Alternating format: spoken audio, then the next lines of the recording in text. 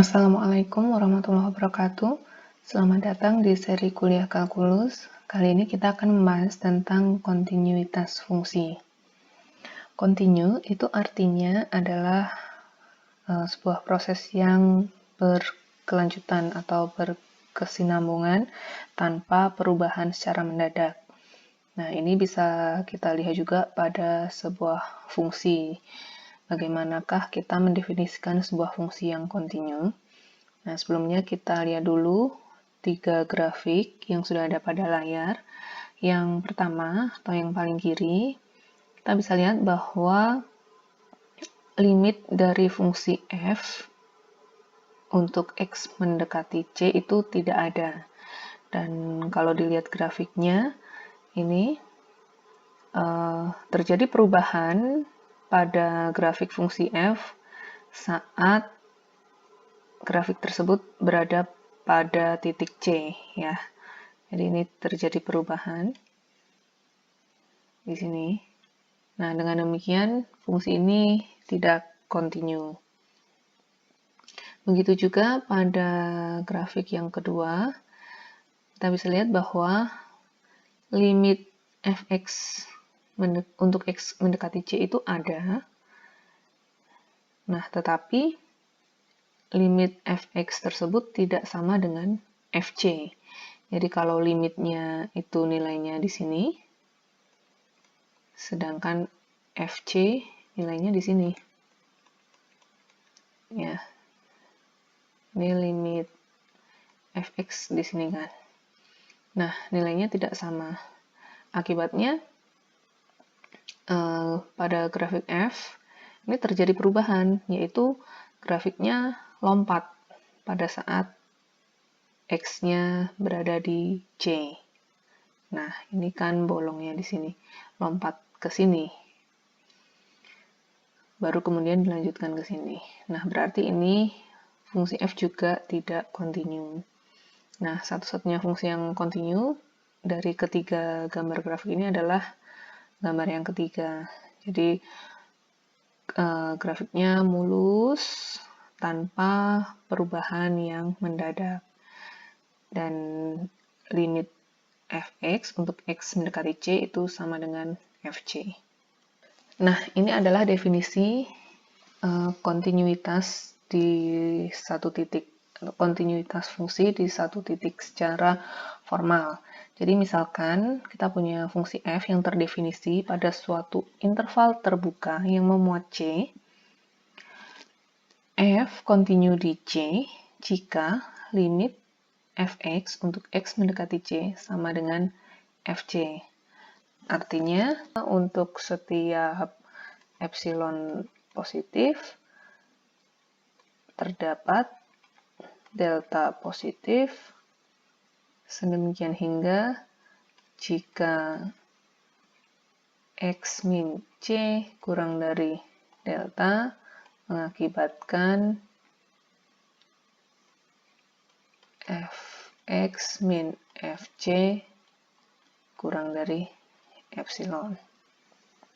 Nah, secara tidak langsung, definisi ini mengatakan bahwa f kontinu di C itu kalau yang pertama limit x mendekati C dari fx itu harus ada, kemudian fc-nya juga harus ada, artinya C-nya anggota domain f.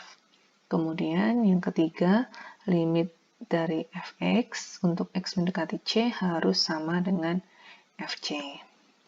Nah, definisi kontinuitas di satu titik ini bisa kita perumum pada definisi kontinuitas di sebuah selang, baik selang terbuka maupun selang tertutup.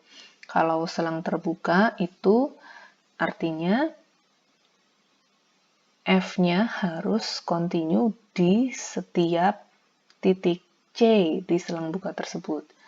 Jadi misalkan f terdefinisi pada suatu interval terbuka yang memuat C, f kontinu di selang terbuka A, B misalkan, di selang terbuka A, B begini, maka artinya dia harus kontinu di setiap titik di selang buka ini.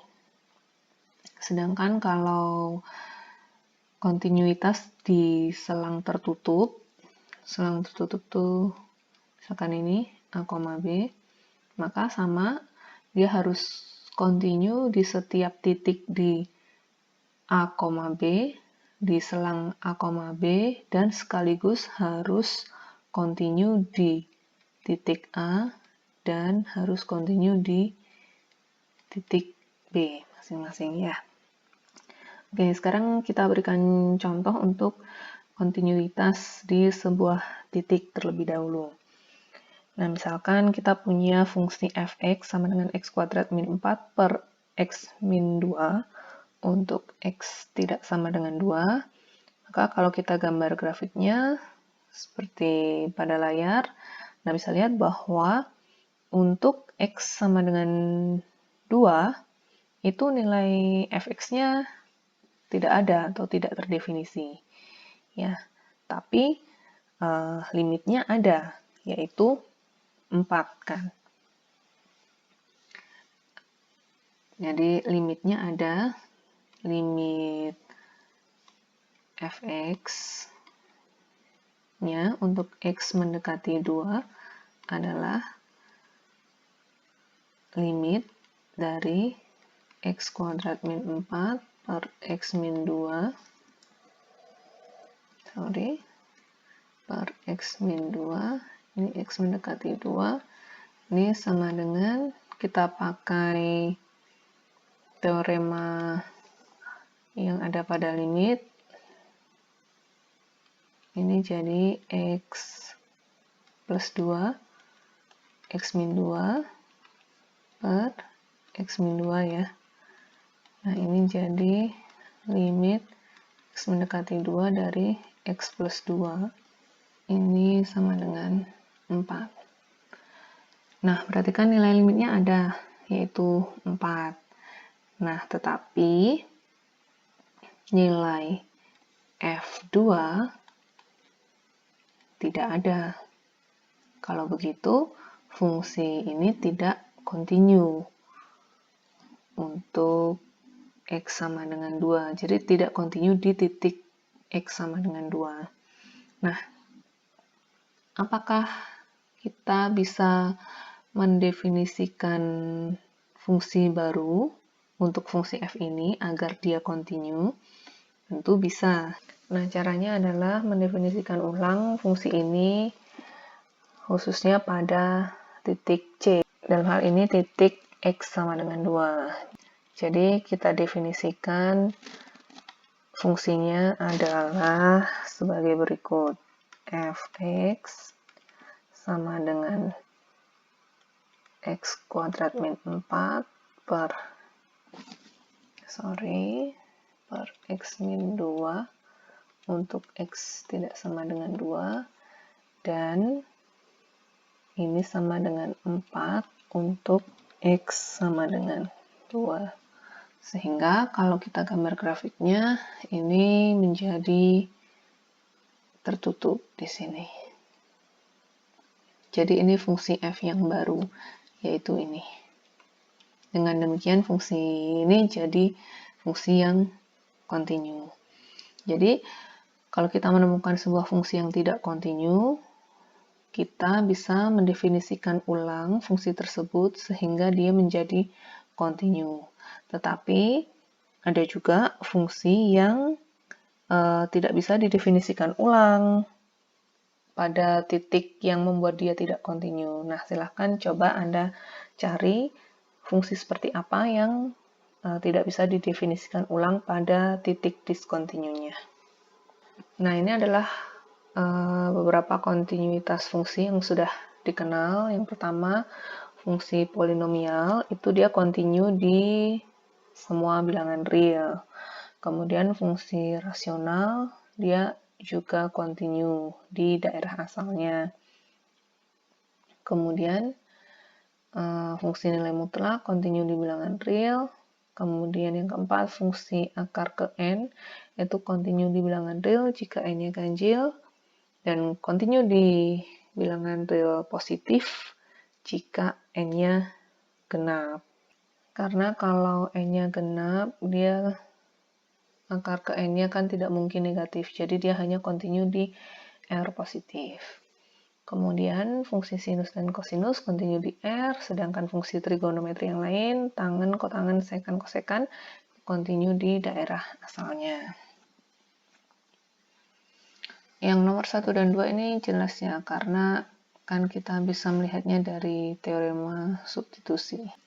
Nah, kemudian teorema berikutnya, jika kita punya F dan G continue di C, maka fungsi-fungsi berikut, yaitu KF, F plus G, F min G, F kali G, dan F per G, untuk G yang tidak sama dengan 0, itu juga continue. Kemudian Fn juga continue, kemudian akar pangkat NF juga continue, asalkan untuk yang akar ini jika N-nya genap, Fc-nya positif. Nah, teorema ini bisa kita gunakan untuk fungsi-fungsi yang bentuknya kombinasi dari dua fungsi F dan G. Misalkan fungsi X sin X. Ini kan sebenarnya fungsi X dikali fungsi sin X. Nah, berarti ini masuk pada sini. Jadi, kita tahu fungsi X itu fungsi yang kontinu karena dia termasuk fungsi polinomial. Kemudian tadi juga katanya sin X itu juga kontinu. Sehingga fungsi X sin X atau X dikali sin X ini juga kontinu berdasarkan teorema ini. Berikutnya adalah teorema limit komposit. Jika limit X mendekati C dari Gx sama dengan L, dan jika F kontinu di L, maka limit X mendekati C dari F Gx itu akan sama dengan F dikali limit X mendekati C dari Gx, yaitu sama dengan F dari L. Ya, karena ini kan L. Jadi ini L. Jadi limit X mendekati C dari Fgx adalah Fl. Nah, sebagai ilustrasi, misalkan kita punya 3 garis bilangan real, ya ini yang saya gambarkan secara vertikal. Nah, kemudian ini kita punya C, bilangan C di sini, kemudian ada X yang mendekati C. Ini ya, X mendekati C.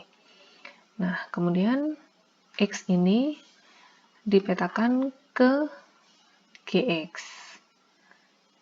Karena limit dari Gx untuk X mendekati C sama dengan L, berarti untuk X yang dekat dengan C, maka Gx-nya tentu akan mendekati L. Nah, kemudian kita punya fungsi F yang kontinu di L. Nah, kalau kontinu di L, berarti kan L dipetakan persis ke FL. Nah, kemudian yang Gx ini tadi dipetakan ke Fgx. Ya, nah jadi kalau ini kita beri toleransi sebesar epsilon, maka ini akan terdapat delta itu ya di sini. Jadi kalau Gx-nya berada dalam selang L plus delta L min delta ini, berarti nanti Fgx-nya juga berada di selang Fl plus minus epsilon. Nah, dengan demikian, limit dari X mendekati C dari Fgx itu akan sama dengan Fl berdasarkan definisi limit yang epsilon delta ini tadi. Gitu. Nah, lebih jauh kalau G-nya kontinu di C dan F-nya kontinu di GC, maka F komposisi G kontinu di C. Selanjutnya adalah teorema nilai antara. Misalkan F adalah fungsi yang terdefinisi pada selang tutup A, B, dan W adalah bilangan di antara FA dan FB. Jika F kontinu pada selang tutup A, B, maka terdapat minimal satu bilangan C di antara A dan B sedemikian rupa sehingga FC itu sama dengan W. Itu ya. Nah, sebagai contoh, kita punya fx adalah fungsi polinomial, yaitu x pangkat 3 min x kuadrat plus 1, yang kontinu pada selang tutup min 1,2. Kan kita tahu bahwa fungsi polinomial itu kontinu di semua bilangan real. Di bilangan real. Jadi dia juga kontinu pada selang yang saya berikan, yaitu selang tutup min 1,2. Nah, kemudian kita punya f dari min 1 itu adalah min 1. Jadi min 1 pangkat 3 min 1 kuadrat plus 1 itu min 1. Kemudian f2 2 pangkat 3 min 2 pangkat 2 plus 1 itu 5. Nah, menurut teorema nilai antara terdapat C anggota min 1,2. Jadi C berada di antara selang buka min 1 sampai 2, sehingga FC yaitu C pangkat 3 min C kuadrat plus 1 sama dengan 0. 0 ini adalah bilangan yang saya pilih. Jadi 0 ini sebagai W, ya, sebagai W ini dipilih, tapi tentu memilihnya tidak sembarang. Memilihnya dia harus berada di antara FA dan FB. Jadi harus berada di antara min 1 dan 5. Nah, berarti akan ada C sehingga FC sama dengan 0. Nah, ini artinya apa? Artinya berarti F itu mempunyai akar penyelesaian. Jadi ini kan sebuah persamaan, ya kan? Jadi ini mempunyai akar-akar penyelesaian. Walaupun kita mungkin tidak bisa secara pasti menemukan C-nya siapa gitu kan. Ya, kita tidak sedang mencari C-nya siapa, tapi kita cukup mengetahui bahwa sebuah fungsi ini memiliki akar penyelesaian berdasarkan teorema nilai antara ini. Kalaupun nanti misalkan diberikan C-nya sesuatu gitu yang sudah diberikan, misalkan C-nya adalah 1 gitu ya, atau mungkin C-nya 1,5 gitu. Nah, mungkin nanti hanya perlu ditunjukkan bahwa memang C itu mengakibatkan FC-nya sama dengan 0 gitu. Oke, sekian kuliah kita kali ini. Terima kasih. Wassalamualaikum warahmatullahi wabarakatuh.